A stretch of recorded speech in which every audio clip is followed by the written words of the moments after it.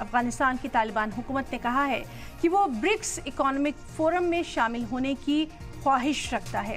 वाज़ेह है कि BRICS summit अगले महीने रूसी शहर कजान में होने वाली है, जिसमें ब्राज़ील, रूस, हिंदुस्तान, चीन और जनूबी अफ्रीका शामिल होंगे। आपको बता दें कि तालिबान हुकूमत को किसी भी मुल्क के जरिए ऑफिशियली तौर पर मंजूरी नहीं दी गई है।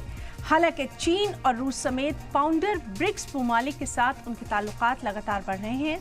ब्रिक्स ग्रुप, जिसमें हाल ही में ईरान, मुत्तहदा अरब अमारात, मिस्र और इथियोपिया को शामिल किया गया है, इन तमाम ममालिक ने तालिबान सरकार के मामले में खुले तौर पर किसी भी तरह के रद्द-ए-अमल देने को तैयार नहीं है।